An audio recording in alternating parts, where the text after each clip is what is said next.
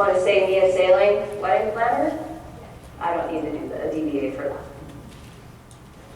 Partnerships. Okay, 2 or more. So not one person anymore. It's at least 2 people. No general partnerships. Don't get into a general partnership. The reason why is because there's unlimited liability here as well, just like with a sole proprietorship.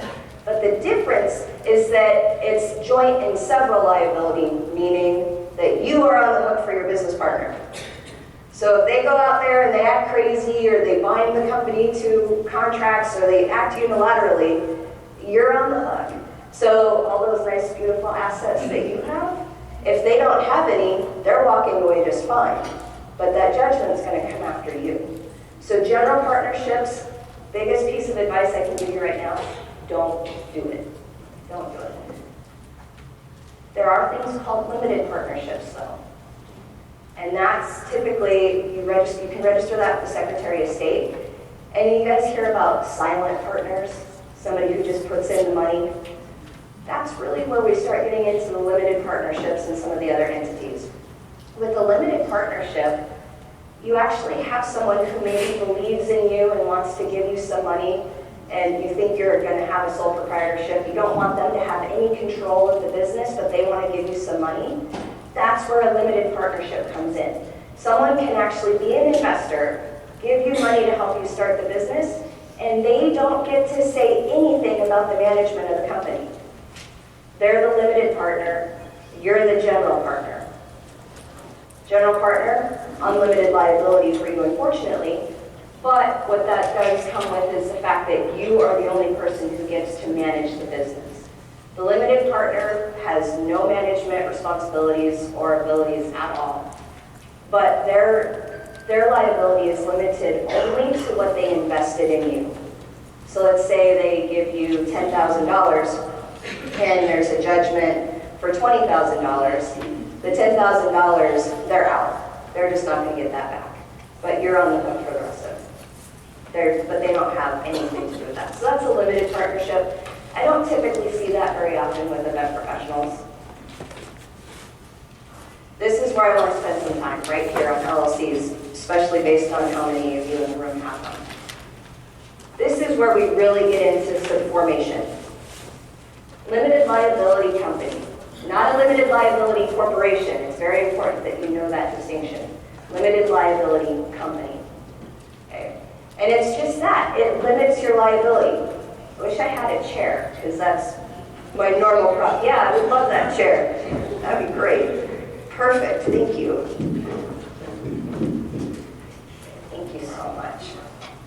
This helps me get the point across a little better, not because I'm going to sit down in it. All right. This limits your liability. So think about all those assets again. They're back here with you. This is your company. This is your LLC. You guys ever hear that phrase, piercing the corporate veil? Yeah. Okay. This is the veil, right here. So think about somebody trying to pierce through that to get to you personally. So the idea is that you set this up and manage it properly so that in the unlikely event that you get sued, this is kind of an emotional industry, right? People get ticked off. You never know what's going to happen. They get mad. It's kind of unpredictable. You have the human element. It's always unpredictable. You never know. They might come after you. Well, if they come after you, they're coming after this, right here, this company. And you stay back here, protected, your family. Okay?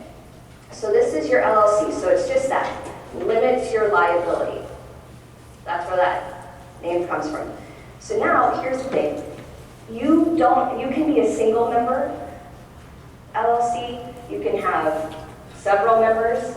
You can be member managed or manager managed. It doesn't really matter. The organization of it in terms of like the management and the structure is actually very, very flexible with an LLC. So they're really a nice option.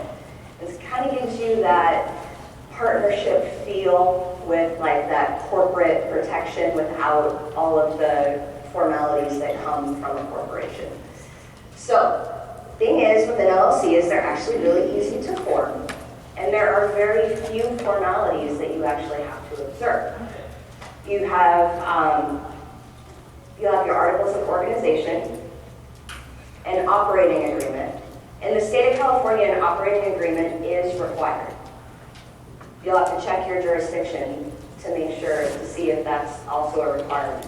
So those are the formalities that are required. That's it. Easy to form. How many of you use LegalZoom to form your LLC? Okay, smaller percentage than the overall. The thing is that those articles of organization are actually really easy to fill out. You, I guarantee, have filled out harder job applications.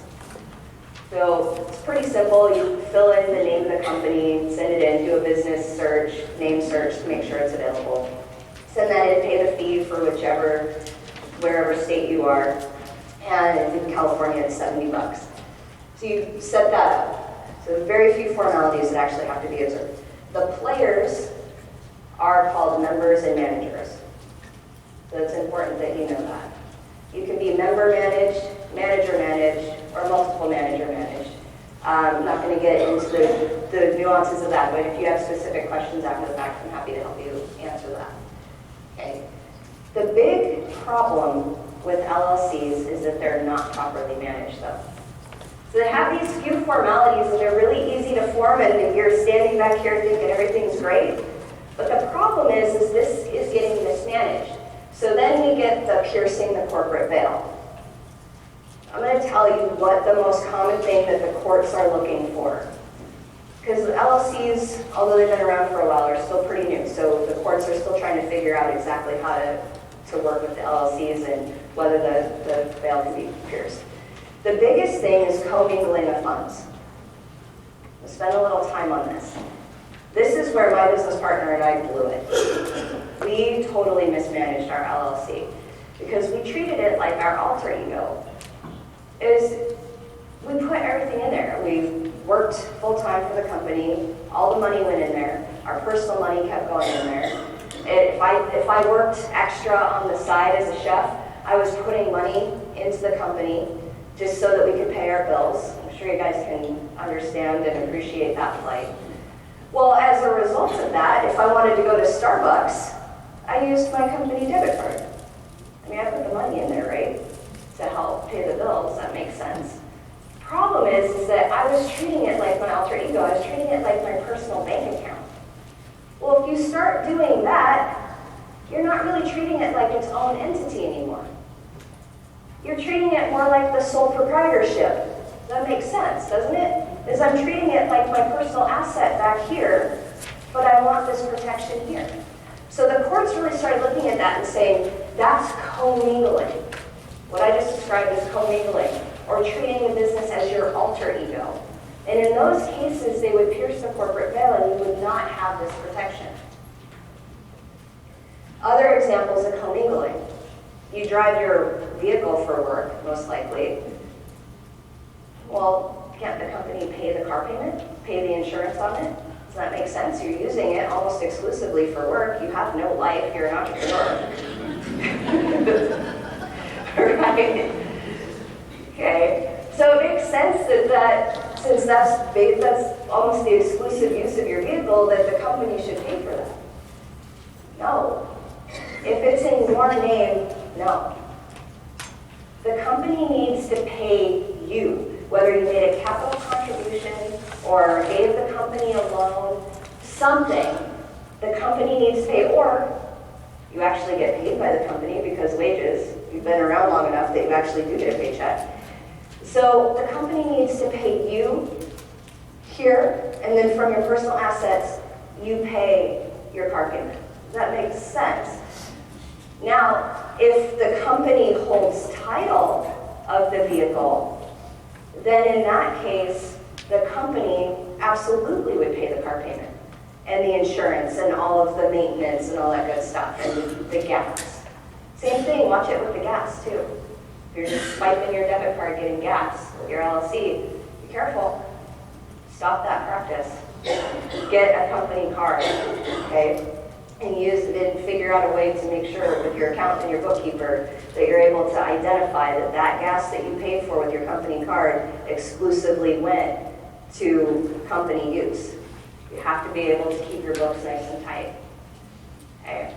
So here's a thing to consider though, because it's like, okay, well fine, I'll just title my car into the LLC. I'll just transfer it into the LLC. Okay, fair. So that you can have the payments come out of there. But I want you to think about something. If you get sued, that asset is in this bucket, right here. So that car isn't protected back here anymore with you. It is here. So just know that. Just keep that in mind. Okay. So that's one of the items, is commingling. That's what the courts are really looking for if they're going to pierce the corporate veil. The other thing that the courts have started looking to now is proper capitalization. What I mean by that is making sure that you have sufficient assets in here. So it's not just I'm just going to lob some money in there as needed. You know, maybe we put $100, we open up the account with $100, so it was the minimum deposit for the bank. No, this has to be properly capitalized. I would love to be able to give you a definition of what that means, but the courts will decide on a case-by-case basis. But just think of it this way. Proper capitalization means that the company can pay its own bills. So, and that's going to change, that's going to vary depending on what your business is and what your revenue streams look like.